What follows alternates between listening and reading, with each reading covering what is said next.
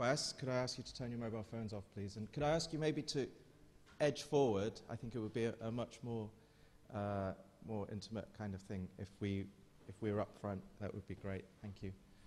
And I'm sure people will leave the door open because I know people sort of drift in.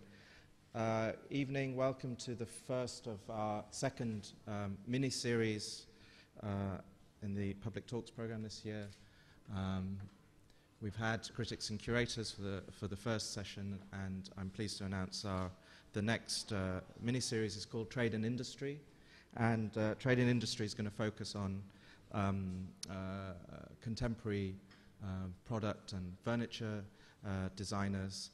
And I think the reasons for that are twofold. Why that I think is important for a school of for us at a school of architecture. One, of course, is that the boundary between architecture and product design is obviously a very ambivalent boundary. Many famous architects would use or have used furniture as a kind of test site for many of their practices. But I think also the second reason, and the more urgent and contemporary reason, is, from my mind anyway, that to do with how the market has been sort of influencing the relationship between design products and architectural products. And those of you who follow the market will no doubt be aware of the kind of extraordinary kind of excitement, buzz, and just pure sheer money that is being moved around in the design product world, that somehow has seen product design, furniture design enter its way into the sort of commercial gallery space in a way that I certainly can't remember other than at a secondary market level. And so this kind of primary market of which has somehow elevated product and design products is something that I think is very much a phenomenon that we're witnessing today. And as such, next week we have, on the 20th, we have Ross Lovegrove, and then the week after we have someone that represents a much younger generation, which is Matthias Megieri from the Royal College. So it gives me great pleasure to start this mini-series with Hella Jongerius. I've been trying my best. And also Louise Schouwenberg, who have come over from Holland. And they are, I think neither are strangers to London. Hella has had a show at the Design Museum a few years ago, and indeed Phaidon has published published a monograph on her work, which Louise has contributed text to. And I think I'd put it to Hella and to Louise that it would be quite nice to think of another format today, this evening, through which to talk about some of the work and to talk about some of the ideas. And so between Hella and Louise, I think they're going to kind of, after a small presentation of Hella's work, break into a conversation between the two of them, and then we'd like to open it up to the audience. Just a few kind of biographical facts before I allow Hella up to the stage. Hella studied industrial design at Eindhoven Design Academy and has since combined elements of that discipline with those of traditional craftsmanship in products, textiles, and ceramics. Many of her early designs were manufactured by Droog, the influential Dutch design collective, and she now puts her own work into production through Jongeriuslab, her Rotterdam studio, as well as developing products for clients such as Hermes Paris, Ikea Sweden, Swarovski London, and Vitra International. Hella has exhibited at MoMA in New York and the Design Museum London. And in 2003, as I mentioned, Phaidon has published a monograph on her work. Louise Schowenberg is a Dutch critic, writer, curator, who focuses on contemporary design, having had a background in fine art. and teaches now a master's level also at the Eindhoven Design Academy. And for those of you who don't know, in a sense, what the AA had been and has been and continues hopefully to be to kind of the production of a certain type of architectural thinking, Eindhoven Academy has been to product design and furniture design for at least the last decade, if not more. And I think if you trace back the origins of pretty much almost anyone who's doing interesting work in Holland at the moment, it all goes back to Eindhoven, and maybe that's something we can also discuss, which is the relationship between schools and design. So it gives me great pleasure to welcome Hella Jongerius. Thank you, Hella.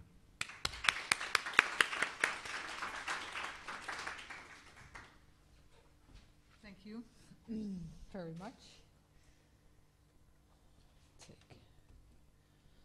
Create a space here.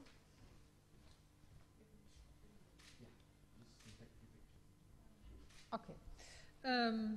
Since the very beginning of my career, in the early 90s, strong belief has driven my work. I really knew what I didn't want to do. I think if you work in this profession, you have to have a clear vision, but maybe that is also if you study architecture. My generation is focused on conceptual design, and what made me different from other conceptual designers is that I was from the start very interested in materials and techniques, colors and execution. My interest is in beauty. I'm an aesthete. I show you, here you see a few of the things that I'm not going to talk about. In the field of product design, several themes are important for me, and there are 4 themes that I would like to share with you. In brief, they are combining industrial and traditional crafts or methods, preserving the quality of a tradition or working with the treasures of an archive, pushing the limits of my profession, the design field, and creating options. But of course, I'm not alone. I'm not doing this alone. I have a team in Rotterdam. I'm working with 8 people, and 6 of them are designers. So it's not me, myself, and I. I start with you on the theme industry and craftsmanship. Since the Industrial Revolution, we have been able to produce large numbers, which brings us affordable prices and greater perfection. We also get from the Industrial Revolution a lot of ugliness and nonsense. And I wanted to create, immediately from the start, create things with character and create individuals in an industrial process. One of the first products that I did is the bee service. Here you see an example of it. And the idea was to create a porcelain service. What is each shape is different. Not that the molds were completely imperfect, but because the molds were perfect, but the kiln was, the temperatures were turned too high, so each one came out wibbling and has his own character. I think it's still in production. It's done with a factory in Holland, Makkum. It's a small family-run factory, and they never did porcelain before, and they were,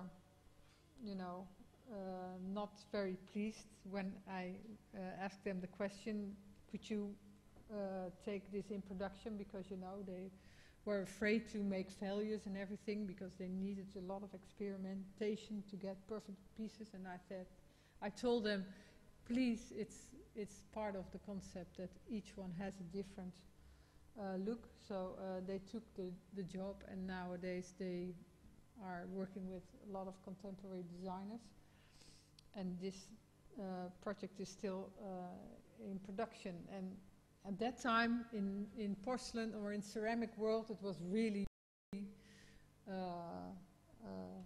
something that was not done. And you know, that was 50 years ago. And nowadays, everybody's talking about this. All the marketing guys want to have these more individual pieces and more, a lack of imperfection, or not a lack. Sorry for my English; it's always difficult to find Dutch words, and if I have to translate it in English, especially when I am in a city where everybody speaks very good English, it's all opposite in the head.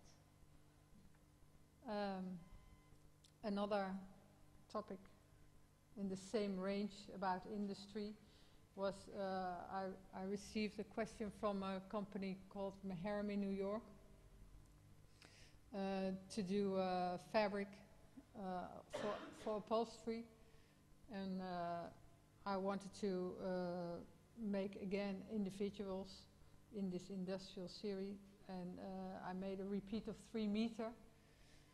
These are details that I use out of the archive, so technical details that I blowed up and placed it on the fabric that I designed. Here you see it used on a sofa. It's not a sofa that I designed, I used it.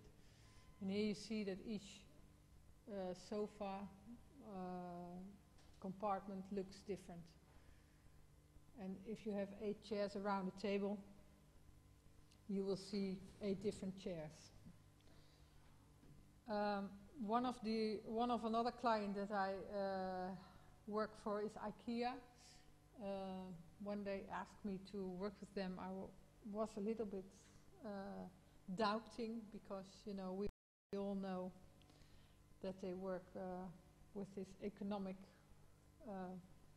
laws or ways of thinking in their head. But I thought, you know, if you have a command on industry, you have to try to find your way.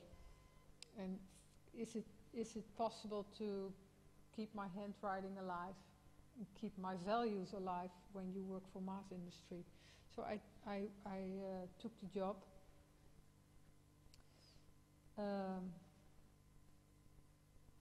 And I knew that I had to work in China, and I wanted to, use very high detailed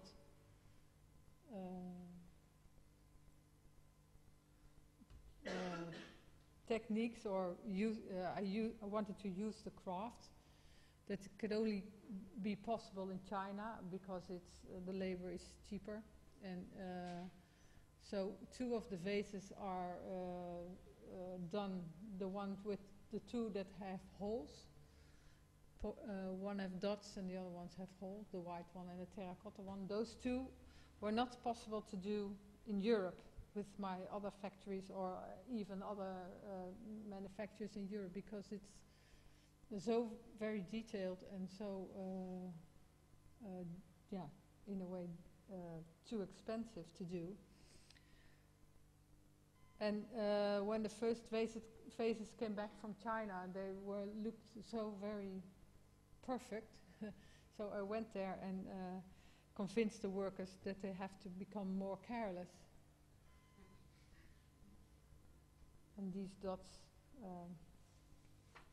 are each individual dot is printed is painted in white, so it's a lot of labor in this.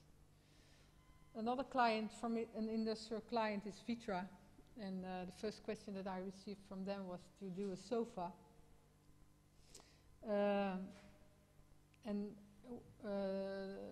I immediately start working in my studio, try to build fake sofas, models, try to understand what upholstery could do.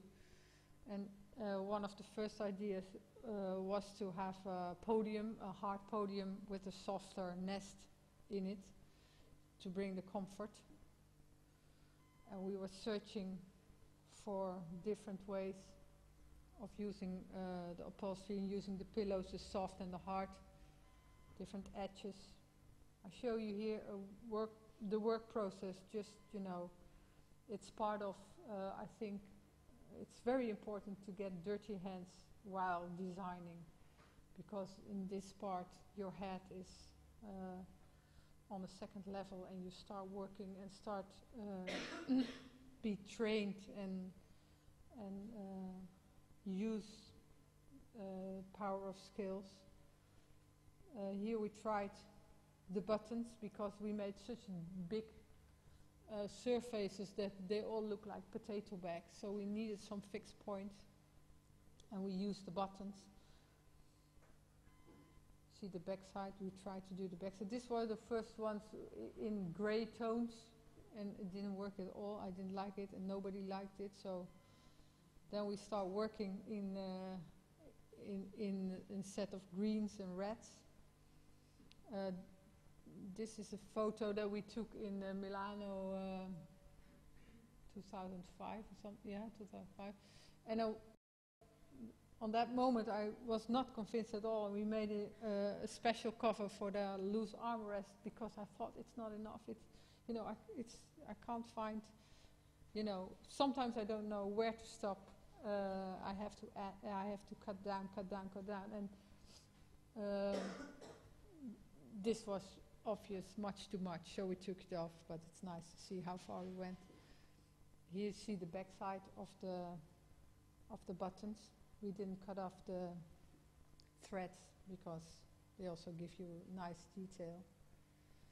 And then the story starts with color and fabrics that I think if you are as a consumer you're ready to buy a sofa and you have to you save the money for it and you're ready to buy it and you know which choice you have made.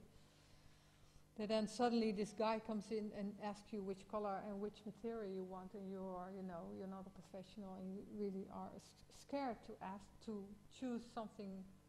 You know, everybody's taking black or red, and so I made a palette for everybody. So you can choose a red one, and in the red there is a palette of all the shades in red, and there is a wool in it, a cotton, a blend, and whatever what, and in green and in brown, and they exist in 5 colors. And then the marketing guys of Vitra are coming. They want to have a title, and this is the landscape in Holland. It's called Polder, and I thought it looks like, you know, all those rectangular pieces. I recognized something of the sofa, so we called it Polder. And the buttons, we just bought them around the corner when we tried to make the models. And I couldn't choose because they were all nice. And then I said to Vito, I would like to have, you know, each button has to be different. And then if you have a very good company, they say, yeah, of course, we understand that this is important. And I give it this handmade stitch.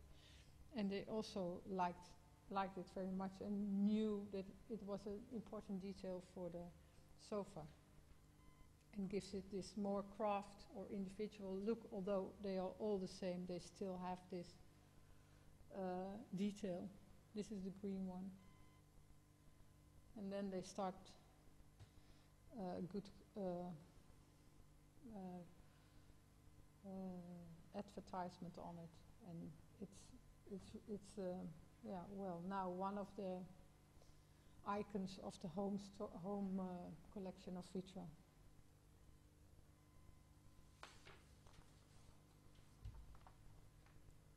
This is the Majolica.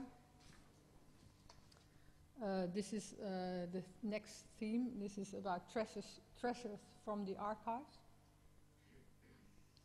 in 2005, this company that I did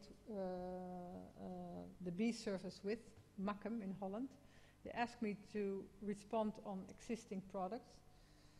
The technique is called Majolica, and they produced it in large quantities between the 1700 and 1890, and they're still a part of the collection. But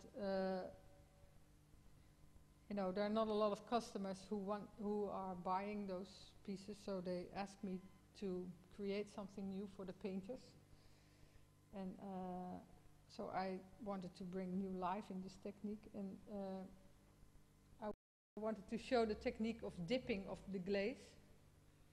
This is all photos that we took in London in the Design Museum, where we showed the process.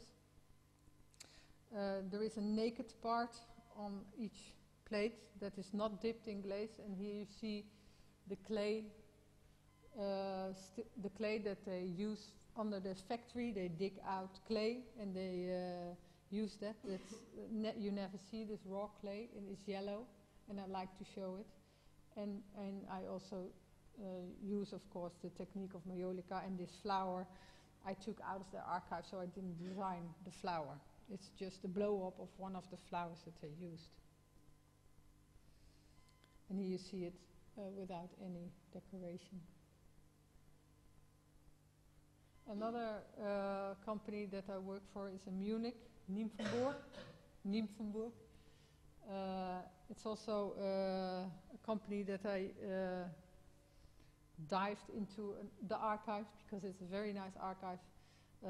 One of the rooms have cupboards filled with animals, and they are all very beautiful, but I know nobody who wants an animal in their house. Nobody of my friends want just an animal.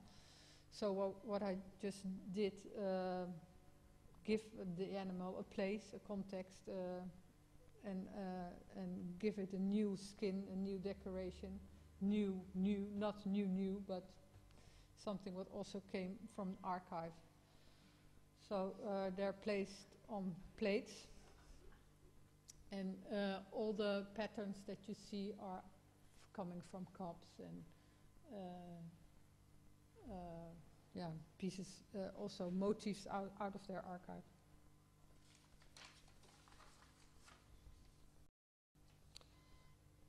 Another question that I received is from the Copiute in New York, to work with their collection, to curate a show based on their collection. And I thought that the textile department was most interesting, and especially I liked the samplers.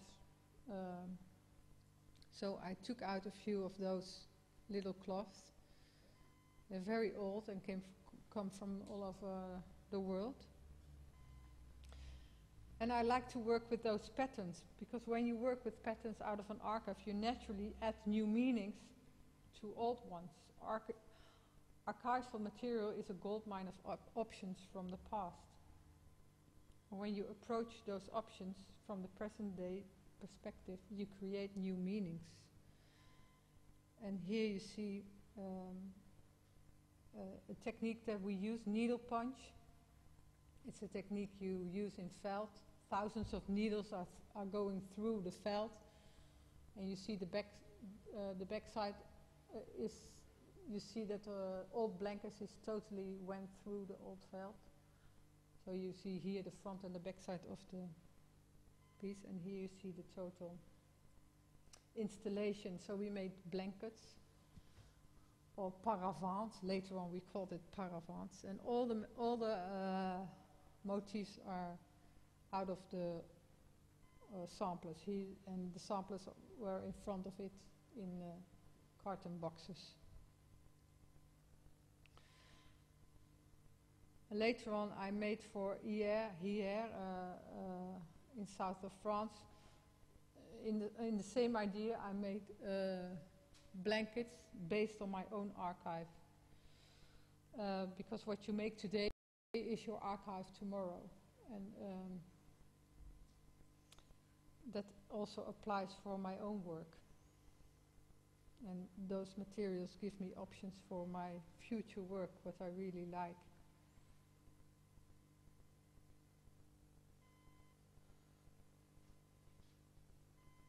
And then I thought, you know, if you have a client with a cultural background like this museum is, and you make new work for them and it's only visible in a museum, I'm not satisfied yet. I really would like to have a product that is industrially done, because it's something that I find interesting to flip it over to the real world and see if it can survive in the market and in an industrial way of making it. So we try to translate this for Maharam in New York again. Can we make those layers into an industrial product? And we start sewing, and because the needle punch was not vulnerable enough for upholstery, so we sew two pieces of felt on top of each other and then cut away one layer. And this is done in Germany somewhere. Maharam found a company who could do the job. And here you see one layer of the fabric, all different tries. Some are in production, some not. This is called virus. This is double layer. And here is a layer embroidered over a wool from Scotland. And here you see some part of the collection that is now in production. And I also showed it at Moss in New York. That's a store covered, a sofa covered with layers. And it's now also on a Nike shoe. So it all started from this Cooper Hewitt question and is now available. The next theme is pushing the limits of my profession. That's something what I did from the start, because that's the only way I stay awake. This is one of the first products I did, and it's a soft vase, and I didn't invent the shape. I just bought a vase and I made it in rubber, in polyurethane, and I wanted to, the design part of it was that I wanted to experiment in plastics. Can you make an antique plastic? Can you give it another approach than we all know on plastics, because plastic has all this hygienic appearance. And there was something that you didn't do, you know, you have to shape your own form, but I like to work on archetypes, so I don't have to shape a form. I shape something else in material. This was another project that I did, working with old shards from the mid-ages and merged it into a new pot, and some parts are lacquered with car spray. The red is Toyota red, because it was not possible to do red in glaze, so I just sprayed the old part and the new part. And it's only 12 that I did that on that in that time, but we now sell the pots without the old shards. And these are bottles. Half of it is in ceramic and half in glass, because I liked that they have to come from the same background. They are the basic ingredients are sand and water, and with heat you can merge it into form. But it's very difficult to connect them together because they have different shrinkage temperatures. So I use tape, and tape is normally, of course, part of a packaging, uses packaging. And these two fine traditional materials are held together with a modern tape. This reverses the usual hierarchy. In fact, the tape becomes the most important element because it constitutes the vases. And another piece that I did was to embroider a plate on a cloth. And it makes it non-functional, and those pieces are somewhere in between art and design. It's a strange combination, but I'd like to sometimes, most of the time in those days I throw the things away what were not defined in if they are not functional, but this one had a special reason for me to keep it so. And another thing that I did half a year ago for Vitra was office pets. The question was from Vitra to make limited editions. And because this company asked me, and we all know that they do office pieces for the office. And in this project I'm investigating the idea of function and how it has changed in the last decades. This office patch doesn't function. Originally, of course, design was all about function, but over the past 20 years the concept of design has been expanded. Today design is mainly about added value, about imaginations and meanings. We all buy, or we not all buy, but people who buy Ron Arad chairs are not interested to sit very nice or comfortable. They buy it because of the identity of Ron Arad. And this instrumental function of the chairs became unimportant a long time ago. But even so, they are not art. With the office pets, I have completely separated the added value from the instrumental function that the objects suggest. But they remind you of office furniture, hardcore functionality. You could say that office pets are close to visual art, but you could also say this is what design is about right now. This is the basic function of contemporary design.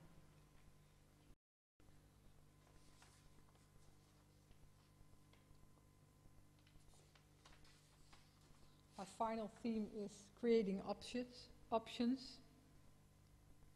I think essentially design has to be about giving people options. The designer shows us the many possibilities. On a larger scale, as designers, we show that life is made up of choices. I certainly don't believe that the designer should tell people what is good or what is beautiful. That would be arrogant. People know perfectly well what they want to choose and what they think is beautiful.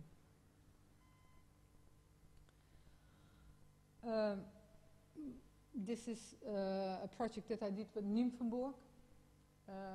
They make very nice ceramic, very delicate and elegant painted pieces, surfaces. And when I looked into this factory, it's a very old one, it's still working on steam, it's really in a castle somewhere, you can't believe your eyes, you think you are in a time machine. And people are painting, and it's very nicely done, but if you don't have an idea on ceramics, you think they are it's a sticker in the end, it's a transfer, you don't see the effort of it. So what I try to work on here is to use all those ingredients that they usually paint on it, but that they show what options they have if they start painting it. And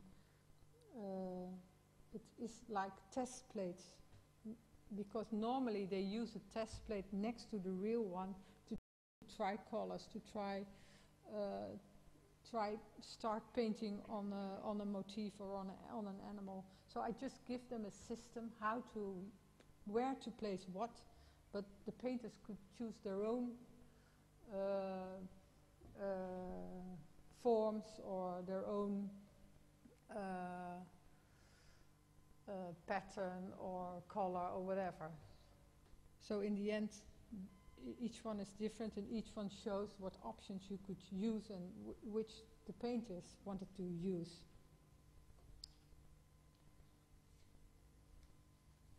They're all technical information on it. It was quite hard to convince the workers that this is a finished product. And in the end, the company was so. Also, the owner couldn't believe it was a good idea. But of course, there was customers, and they were selling the pieces, so they were happy with it. And now they made total service, so you can, you can have a salad and whatever you need for service. So they really continued with this project, although it's quite academic. Then I had a question from the furniture fair in Munich, in Cologne, in 2005. The question was, can you design an ideal house? And I thought, ideal is not possible, because it's an end definition. What is, if you have the ideal, what is next?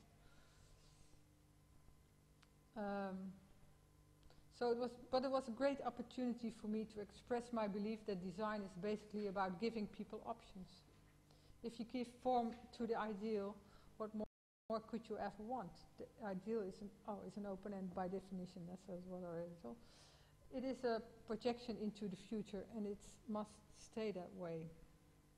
So I was seeking in the concept for changeability, a concept which contains both histories and possibility. I worked with Herman Verkerk, an architect, and I made an enormous filling cabinet. My ideal house is an archive of memory and a storehouse of possibilities, with things from the flea market, furniture that has been in the family for centuries, disposable products, design classics, and the work of fellow designers.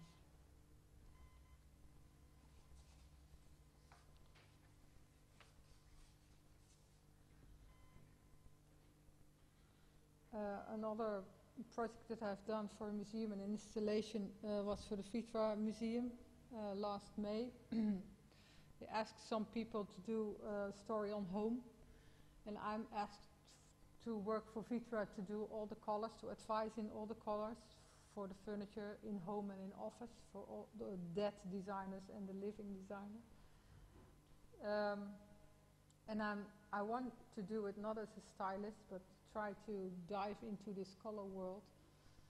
And I took the opportunity here to make an installation based on the archive of the Vitra Museum. So I used classics, and I arranged it by color, and tried to see what a red is in plastic or what a red is in leather. And I made a big cupboard for it, and also used some of my vases, because some of the colors were not available, and I wanted to have certain colors involved. And when the cupboard was filled, I also designed curtains, 3 layers of curtains in special colors. And the curtains are moving, so they all move in different speeds. So each time you see different,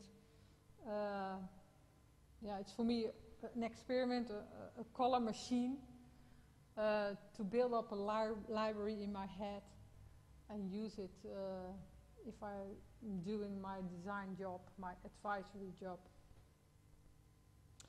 It is, seeing what interaction does and how colors influence each other. The last project that I'd like to show is the backpack sofa. The backpack sofa is a hybrid piece of furniture, a cross between a cupboard and a sofa. The extension on the back of the sofa refers both visual and functional to the backpacks of die-hard travelers. Like those bags, which are often extremely well designed, these backpacks give you all kinds of options. How much weight can a backpacker carry?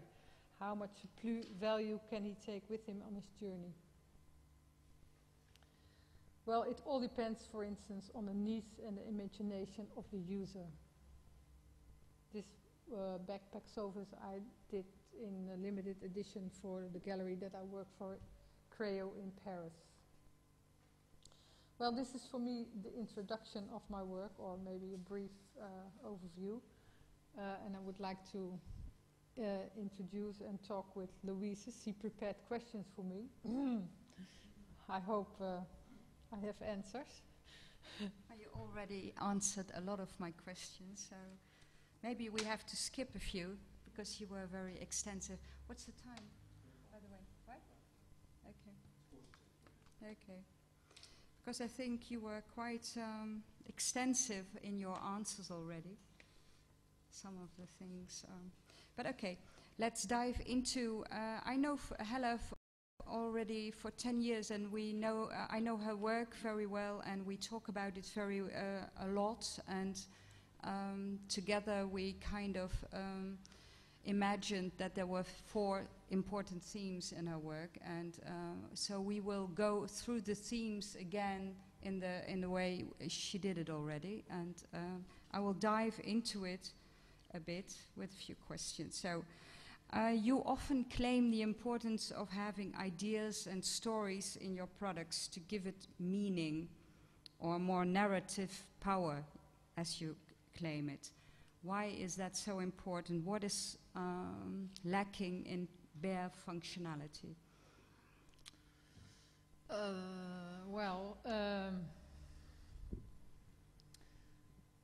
I think I'm a little bit. There is an inflation on this whole story item, because I nowadays hear all the marketing people talking about we need stories, we need emotion, and we need whatever what, because a product is not good enough anymore the way it functions. So,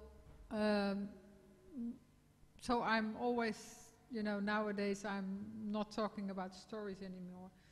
But I really think that a product can have an impact on different levels. And one is, of course, functionality, and the other one is the appearance. And the third one is a narrative meaning. So I really, truly think there is more than just a functionality. Okay. Then in your storytelling, you often refer to the past by using craft techniques, but also nowadays more or less mostly in your decorative patterns, you refer to the past. Now one can say when you started all this in the 90s, that was a very logical reaction to globalization. That globalization called for a natural reaction towards interest in local things, in tradition, in the past, and so gradually that was something designers started to do. You were one of the first ones to do that, and nowadays you see that a lot of designers use old patterns and use old forms. Would you say that this looking back to the past, is that a nostalgic longing for times which were better, or is that some kind of a critique of modern times, or how do you view that? Is it nostalgia for you? Well, not in that negative way. I'm a fan of industry, and I totally think industry brought us a lot. And I think if you merge both worlds and you take out the best of both, then craft gains weight and becomes more important. So, yeah. But maybe then, because it has become such a popular theme that so many people are working with it, don't you think that also because of that, the idea of old versus new, tradition versus innovation is lacking behind what is being done, that it's becoming more or less a style, a nostalgic style.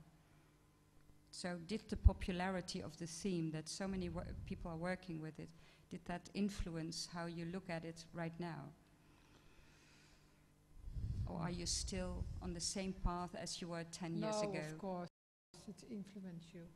And I love to think that I was one of the first, so nobody can accuse me that I have stolen an idea. But it's true that there are more people, but nobody surprised me yet with the theme. And I think I move on, you know, it's just one of the layers that I use, it's one of the basics that I use. But if something becomes a style, do you think the story is still a valid story?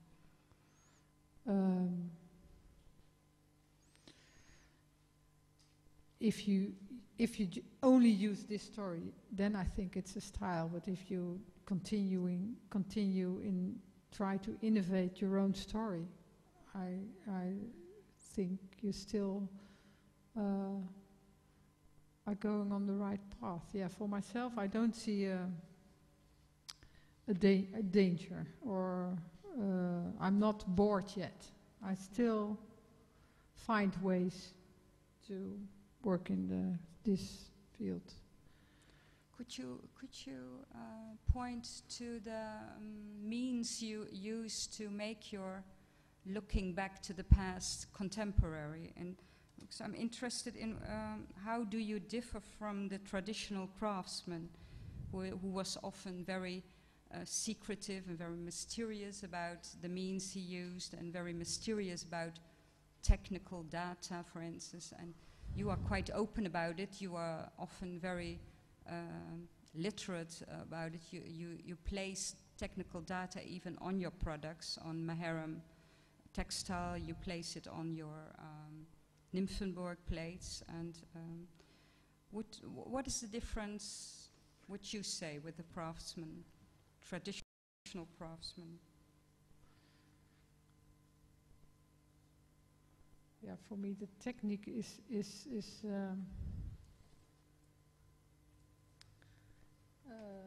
only means to an end. You know, it's not for the saint of a traditional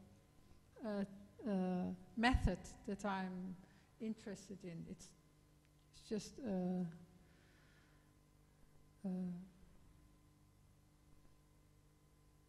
Is it important that you show in an overtly way, in an open way, that it's contemporary?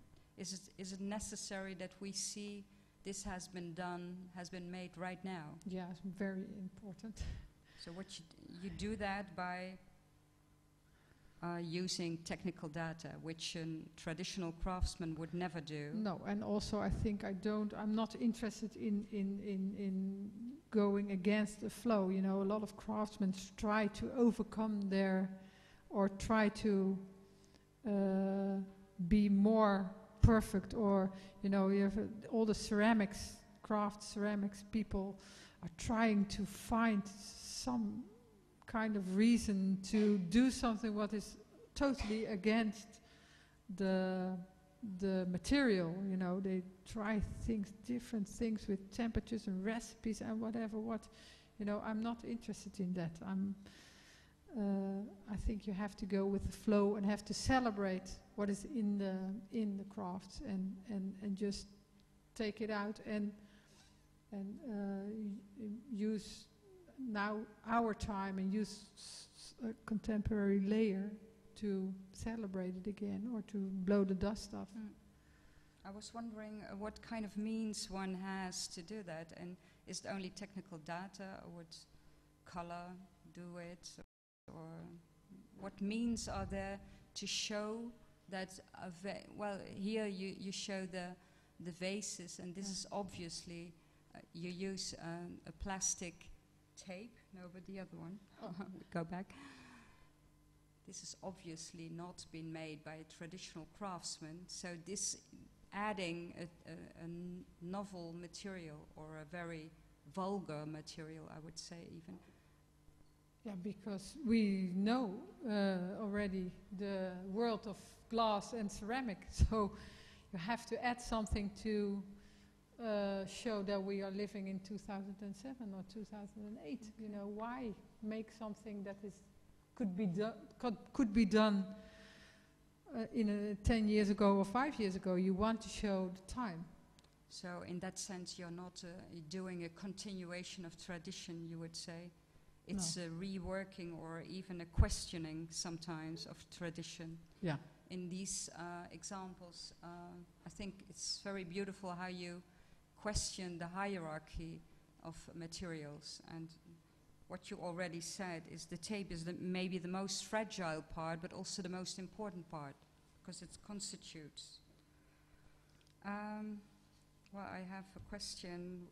The talent of the traditional craftsman are his skills, but your talent would be, but you already answered it. My talent? It's in adding. Oh. Well, maybe you have an answer. What's your talent? Oh. It's not in the skillfulness. No. In how you work the ceramics. No, no, no. I don't know anything about ceramics. So what's your talent, would you say?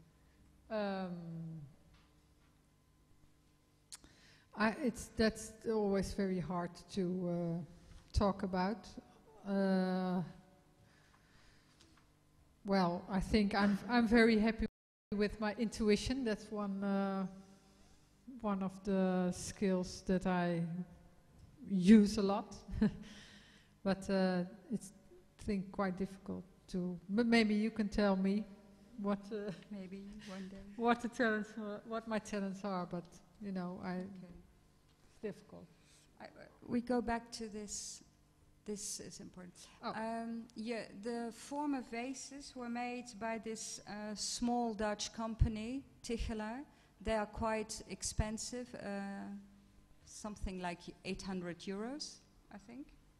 These are Ikea vases made by you, and they are made in China by craftsmen in China, and they are 35 euros. I don't know whether euros is. You can calculate it. 20 pounds. Okay. So obviously there's a big price difference. When you got the commission from Ikea, what was the reaction of this company, Mackem? Well, they were not pleased. No, because you know, they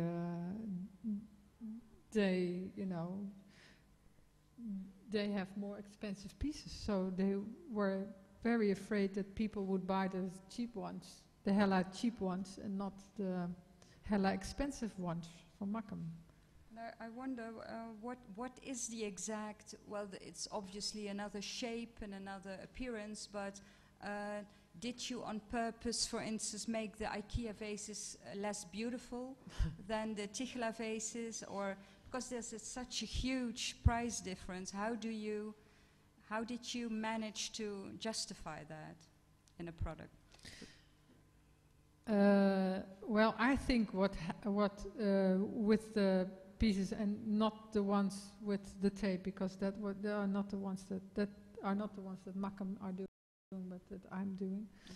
But things like the Majolica, you feel in this product the whole history of a company, and that's not what you feel in those products, because the craft technique that I use in China is not a traditional craft. It's just making holes. So it's a lot of handwork, but you know. But you on purpose asked them not to use their own history? No, if I do a next project for them, I will. But on that moment, I didn't know, when I designed the vase, I didn't know we had to do it in China. So I didn't use any Chinese archive. You know, I didn't use the traditional Chinese, because I didn't know we would do them in China. Otherwise, I would use that, but I didn't use it. So. But then, in the end, we were discussing it also today. Obviously, the craftspeople of China are very much skilled, and maybe and one could say they are likewise skilled as the people from Nymphenburg, and likewise as people from Mackem. And the only reason why IKEA does the commission in China is because the wages are lower. And so would in the end then the difference not only be a mental, some ethical conviction that for you it's better to work with a local Dutch small company, because companies like Mackem have a problem right now, because they have a big problem of getting their stuff on the market, because obviously, in China can do it much cheaper. So what in the end, they are now surviving because they had this very good idea of inviting modern designers in. They invited Job Smeets, Marcel Wanders, Jurgen Bij, and a few others, and they asked them to look at their collection. They reinterpreted the collection, and so it makes sense what they did, but in the end I think, is it then not only a moral thing for you, to a conviction that you want to do special experiments with Mackem and the not so special experiments with China? That's only a question. Yeah, or not so special experiments with IKEA. You could say that. You know, it's not about China. It's not about China at all. You could do that anywhere. No, it's but because of the low wages and because of the big Yeah. company. Yeah. Okay. I think I can make things available, or I can work in a certain technique only because I do it with IKEA, and those labor-intensive pieces you never could do it with a smaller company in Europe. So and that's why so it's not about China; it's about IKEA. And did it in the end? Did it have a bad influence on the selling of Mackem? Or no, I think they even were more hotcakes because they are less available. Or people recognize the difference, the difference in handcraft or in knowledge, especially in knowledge. Now, in your earlier work, you often mentioned the importance of dirty hands and creating products, and you often said then the ideas start to grow from my hands. I work with my hands and it starts to grow from there. You often worked in a ceramic work center for months on end, and you did it all yourself. Nowadays, you do that much less, because you have a good studio, a lot of commissions, and so you don't do it so often anymore. And in the last series of products, you even crafted designs on the computer. What has been gained and what has been lost, would you say? Yeah, you know, I don't have time anymore to use the hands, so that the process takes so long, but in the time that I did it and worked a lot with my hands, and nowadays we still do a lot of model making, and everything is we work on computer, of course, but we always make models, make photos, put it in, make it digital, work on it digital, make models again, and up and forth and up and forth. But I know, because I did self-initiated work for almost 10 years, and I had a lot of time working with my hands and a lot of time. So my library is really filled, and I have my hard disk. It's it really has a lot of knowledge. And you will know when your hard disk becomes Full. over time, outdated. Of course, but I'm still feeling comfortable with my hard disk, so I can plug in whatever information I need. We go to treasures from the past. It's like this. Yeah. Dutch designers since the 80s have been working a lot with archetypes and existing objects and products, and even nowadays on art academies or design academies in Holland, you see barely designers who invent new forms. Barely people are really designing in the original sense of giving form. There's a whole lot of old furniture all around the place, always. I don't know whether Royal College is the same situation, but in Holland it's like designers not dare to invent a new form, like not dare to make a new decoration. And I wondered whether fear is involved and whether it's laziness of designing, and whether a designer should design at all a new form. How do you think about this? I think it's has a lot to do with fear, and it's always difficult if you have an idea to start shape it, and it's easier, and especially now that it's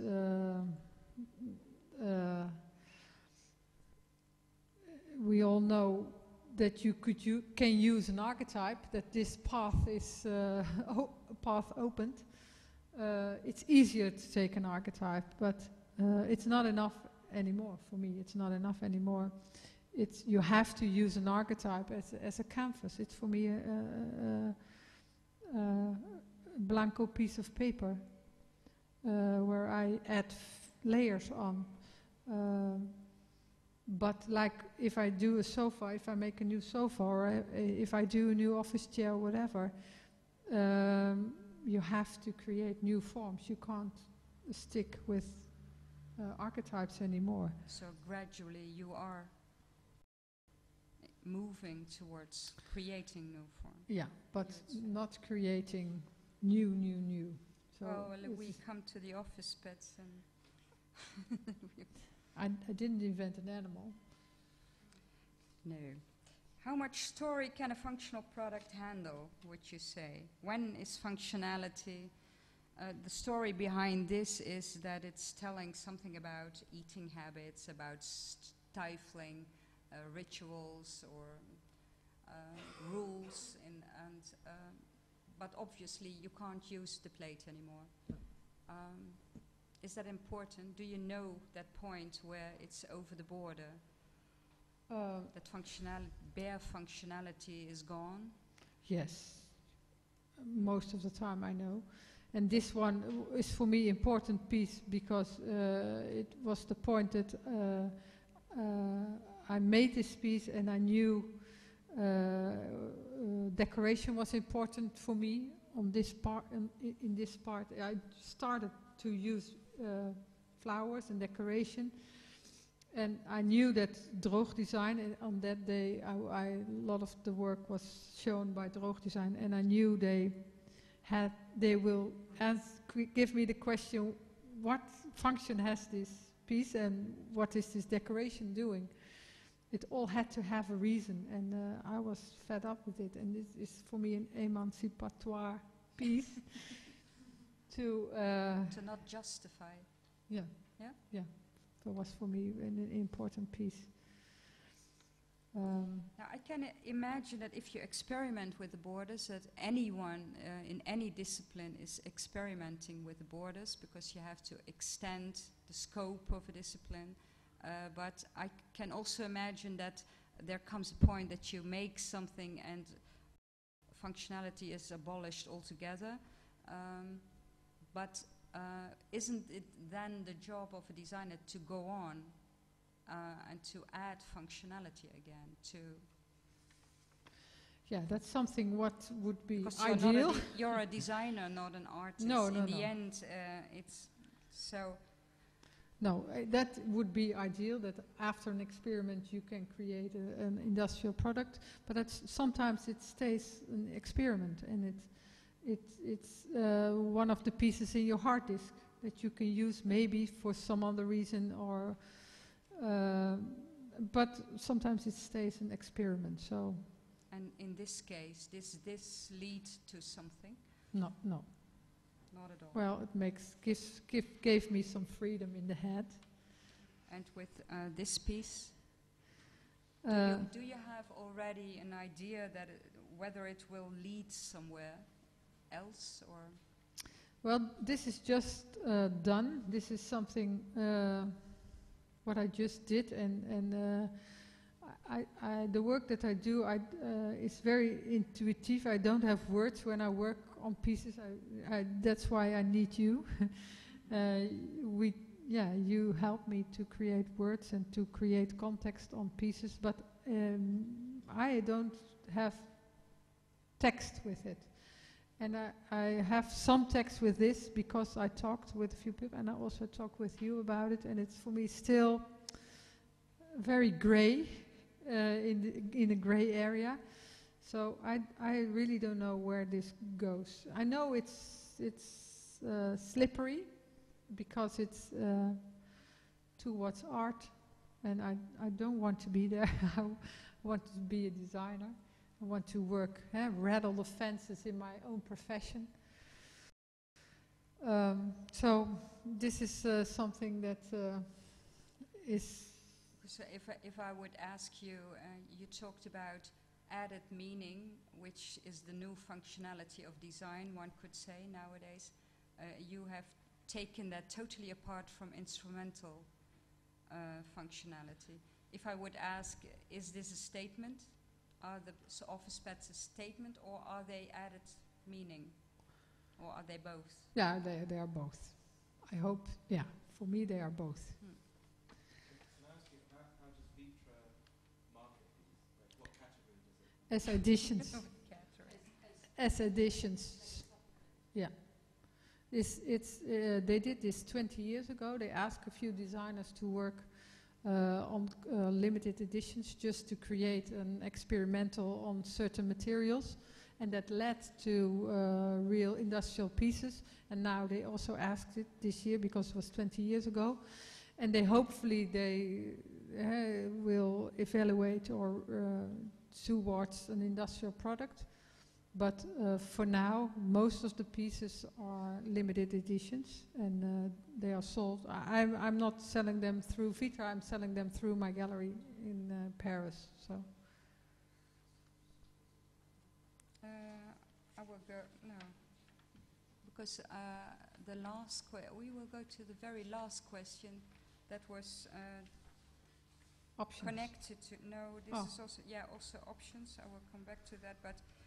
What is connected to this idea of the office pads is that you see in design nowadays two movements, two directions, one could say. One is going to bear functionality again, like Jasper Morrison, Naoto Fukasawa have made a book, Supernormal, which is questioning or reformulating again what is functionality, and their view is more or less very basic about design can almost disappear in its background, in the context. So, and on the other hand, you have this totally opposition almost of the limited editions, which are almost so much artistic, so much arty, one could say, that it's over the top in forms, and we can see a few of them on the background, and a lot of designers are working on that. The black one is Konstantin Kric, right on the right. The The Borolek, but they show that. Vonarat, I see. Yeah, in the back. But okay.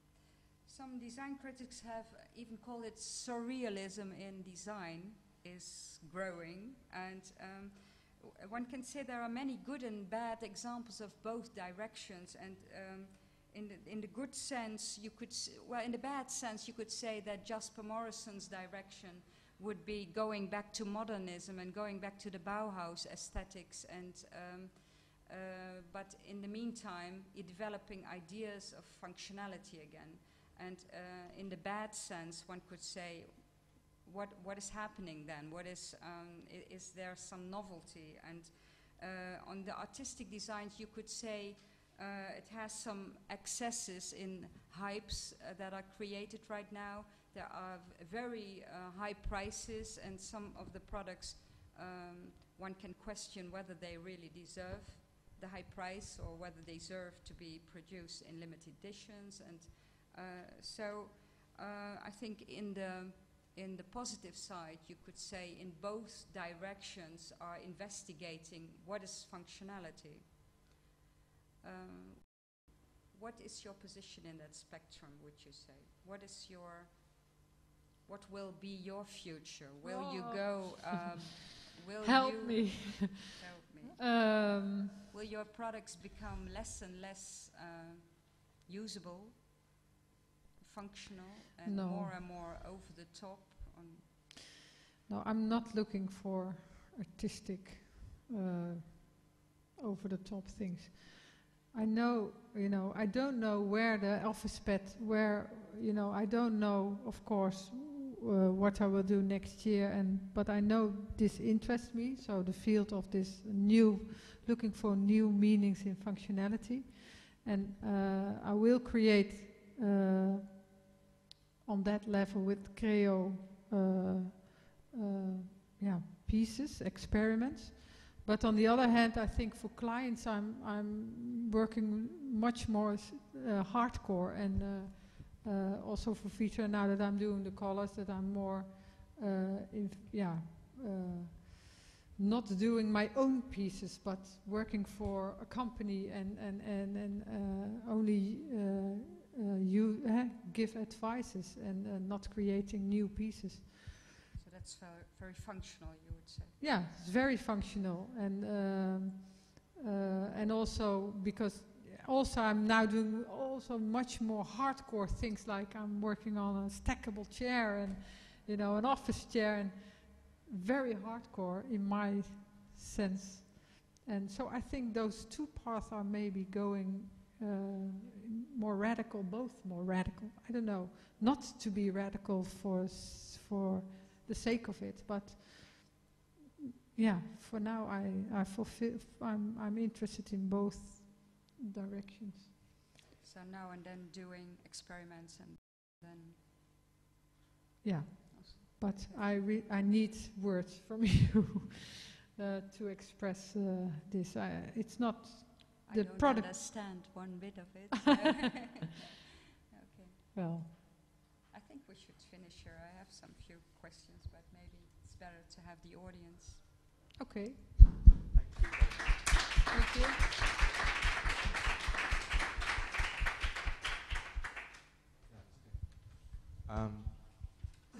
Yeah, maybe just a couple of... You've just been grilled, and I don't want to grill you even more. Really? No, I just have a two-part question about growth, and I mean, it kind of relates to... I'm really fascinated by this extraordinary moment we find ourselves in. It's a silly moment, it seems to me also, and I think whenever there are these moments where there's a lot of money moving around markets, sometimes very good things happen, but also sometimes really ridiculous things happen, and it's hardly something that's limited just to to the design world. But for me, the design world, the effect, it's sort of ripple effect that once you've got all the art, the right paintings on the wall, some kind of consultant lifestyle guru tells you, well, you need to have the right chairs, and so there's a kind of ripple effect, and it just makes me think of. I just have a question about kind of growth, and whether growth is always there are kind of inevitable paradigms of growth. Recently, like Olafur Eliasson, who made the pavilion down the road, told us that in his studio he has sort of like 60 people working for him. Jeff Koons has 70 people, Damien Hirst has 100 people, and they're absolutely fascinated. They're fascinated by architects for two reasons. One, because of the act of architecture, but they're actually really fascinated with how architects operate their offices, and how you can kind of organize and keep growing. So Zaha's office at the moment is about 280 people, and when I was there 10, 12, 11 years ago, there's 8 of us, So it's extraordinary, and so there's a weird thing happening, which is interesting, where the art world, certain artists are almost lusting after that kind of that sense of of growth. And I just wonder whether for you, and whether that's something that also happens in the design world, or whether at some point you just say, well, no, actually, because you said how many people in you? Eight people. Yeah. Eight people. And how long have you been practicing? 18 years. 18 Yeah. years. Yeah. And how that seems, so when you started, was it you? Yes. Yes. Me, myself, and I for You, 10 yourself, years. and I So for 10 years. yeah. And then how long did it take to get to that? And 8? then I think for a few, I think for 4 years or something, I only had one assistant. And then suddenly growth comes in, and then suddenly you have clients. I think that is the main reason why you need people to serve the clients. And then, in 2 years, it was 8 people. 2 or 3 years, I had 8 people. And I don't want to grow. This is enough, because, I don't want to be a people manager. And I want to design myself. And of course, you can, if you take 50, you have other people who are the people manager, and you could be free to design. But it seems that clients always want you. And for lectures, they always want you. And for, all kinds of reasons, they need you. So you don't have time. If you have more clients, or if you have more work, you don't have time to design, although you have all those people working for you. And I also like to only really pick out the nice, I'm not interested in quantities. I really want to pick out the nice ones, and the few. I also am very careful in choosing a company, because I like to stay with them for years. I only do furniture with Vitra. I only do fabrics with Hermes. I only do ceramic with Nymphenburg and with Mackem, so that I can stay with them. I take the best of their fields, and I stay with them, and I create an archive together, and we go into the depth. And why should I do a chair also with another company, And also everything will look the same. All the companies have all the designers, so you don't create characters if you work for everybody. So I'm very picky, very precise in who I work with, and that's one of the reasons, and one of the that's one of the ways to keep yourself compact. I think that's really admirable, I have to say, just because I think that business of beyond a certain scale, ironically, you do less and less design, it seems to me. You basically become the brand. It's a brand, and it also looks like then you are professional. If you're big, then you're macho. It's all about something else, about power, and I really don't believe in it. It's bullshit. And how much of that has to do? It's a really horrible gender question, but because how much of that is a masculine thing that's driving? Yeah, growth? well, you just talked about Saha, who's not masculine. Well, I don't know. Maybe. You don't have to answer that. Well, I know that women only have one egg a month, and men have so many seeds every day. So it's maybe something of a gender. So many seeds. She makes it very sexual. It's a function of biology. But So. there are very few women on the top, so having at all, that kind of place already is maybe non-female in this sense. Mm-hmm. There are very few women designers on the top. But also architects, Very few. But it's changing. Who would you say? In schools.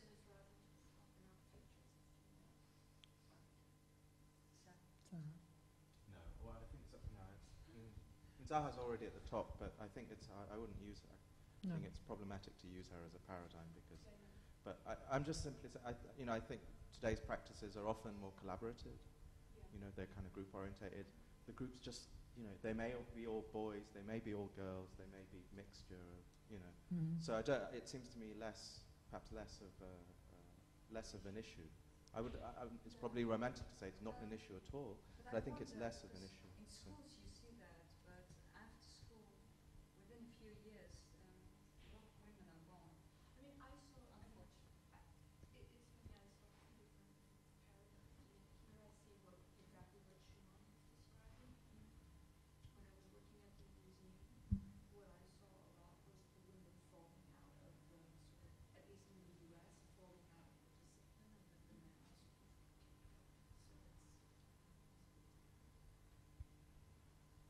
sorry, second part to the growth question, which is that I think often for many people who start with industrial design or product design, they might also have some aspiration, again, that to keep getting bigger, no?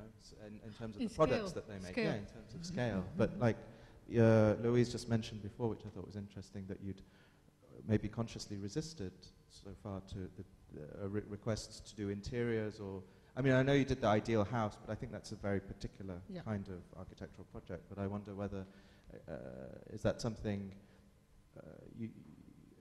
you're hesitant about? You think your speciality and your expertise is in a particular field? Yeah, I'm not interested in interior and in architecture. You know, I like to look at good buildings, of course, and I'm interested in the profession. But you know, I don't have the patience to work with all those people. And we talked about it, that you need a lot of social. Yeah, you have to talk a lot and to convince many people. And you know, it's for me not creative. It's not creative enough to work in this field. So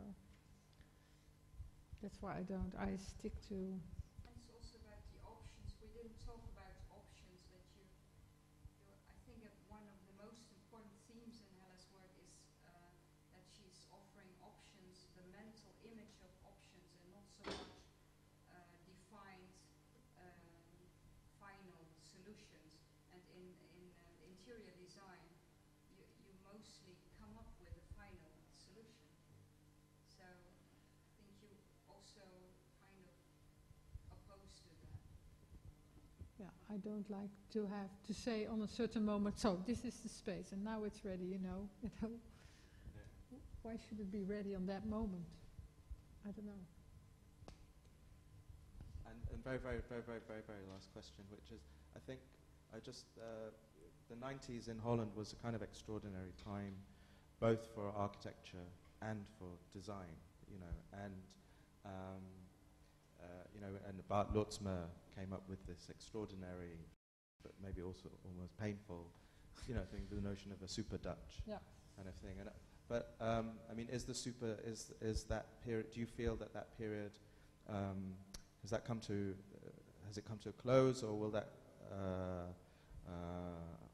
how is the Dutch environment to kind of work in today as a designer? Is it significantly different from in the 90s when you were working?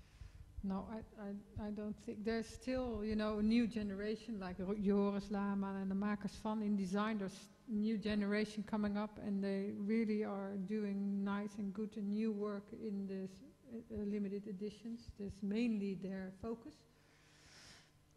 So, no, I don't see.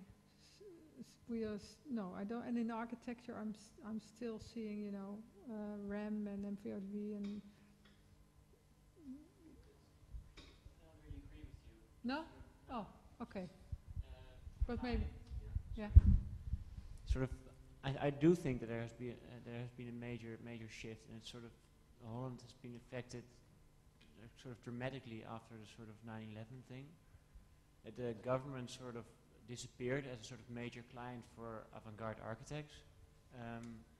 Therefore, I think all interesting Dutch firms are sort of shifting to other countries. Maybe with design it's completely different, but I sort of completely disagree with you that Holland is still an interesting environment for... No, not interesting environment, but because we were placed on the map in the 90s, we have now international clients who ask us. So it's not longer our work field, Holland itself, and we also don't need the money from Holland any longer. And it's maybe because we have clients from all over the world, and we made a point in the 90s, so we are recognizable, and people are giving us questions. So and you think that young firms still sort of unknown firms still or architects still benefit from that? That's what I don't know. I think in architecture you are quite right. There's a big problem. Young firms have a hard time of developing. Well, I think they're such a small. I think in the architecture field you are quite right, but in the design field it's a smaller level, and Dutch designers were used to making and inventing their own designs, and it was always very small and from their own fascinations from their own. They made their own stuff. In the beginning, they made their own prototypes. Right now, as Hella says, internationally, there's a lot of customers coming for their prototypes. So they have customers who develop it into industrial products. So in the design field, I don't think Holland is now in another shape, but in the architecture, yes, that's true. Because the government used to give very experimental commissions, and right now they really have a hard time. They only take very large firms and already known firms. Yeah.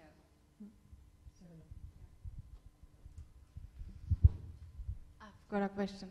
What do you think about the new thing in design about regarding the one-off editions? Like, do you think the one-offs are a means for a designer to think and develop new ideas for them, or are just a means for standing out in this overcrowded designer world? Like, for example, I think the Lockheed chaise longue from Magnussen is going to expected to fetch $2 million in the next 2 weeks at Christie's. So yeah, but that is an example of a piece what is extraordinary and had a reason to be a limited edition. And I really think you need a reason to make something limited, and you have to innovate in this product. And what is of course now going on is that people just make things limited because you can raise the money. It's, you know, it's even, you can't use the word limited edition anymore. You can't use the word edition any longer because, you know, it's all, everybody's thinking you want to make money. So it's going very fast. We need to invent, like we used to need to invent the word design, and now we have to invent a new word for editions because it's fucked up. Yeah. So it's going very fast. This because it's done in 1 or 2 years, and yeah, I really want to take care that the things that I do have enough reasons to be limited, and it's you know, I also see bags of money going by me. And you know, it's easy. Yeah, you know, you have to take care. But I think I am taking care of it. At the Frieze Art Fair a few weeks ago, Dave Hickey gave a.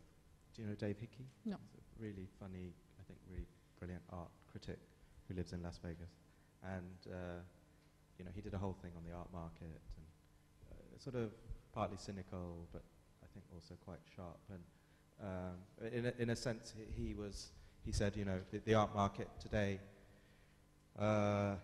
actually really should be welcoming a kind of crash, and that, you know, the art market constantly needs, you know, it needs periods of boom and then a bust, just you know, like Noah and the flood, to kind of wash everything away and start again.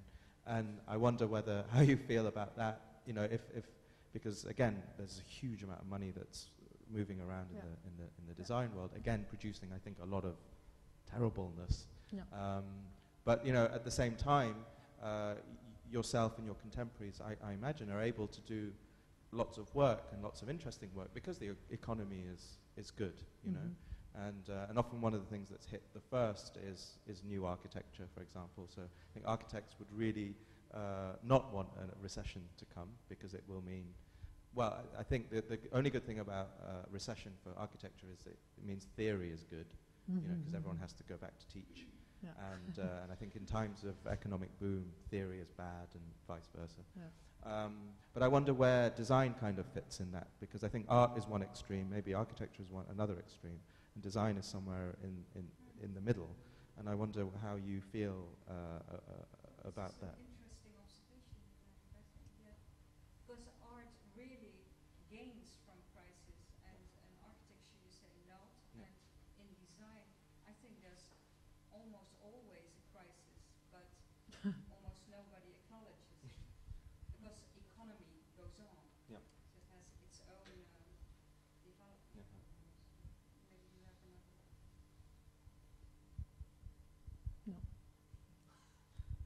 I'm empty. Pro recession, anti recession.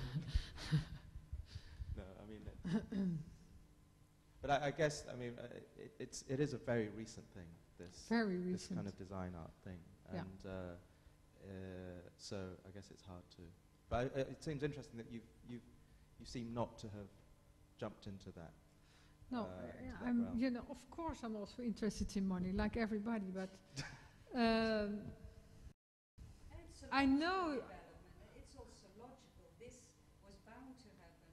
Art is less autonomous, so and design has become more autonomous, and so that they would grow towards each other. That would be, and I think this is a very interesting moment in time, because where will they formulate the boundaries again, or not, or will that? But it's yeah. But for me, you also get very sleepy, and also lazy when there is a lot of money around you, and this is not, it doesn't inspire me at all. And I also think quality will always survive. So if this movement is away, then everybody's looking for quality again, and then there are a few that are still alive. So that's. So you're hoping to be one of the survivors on the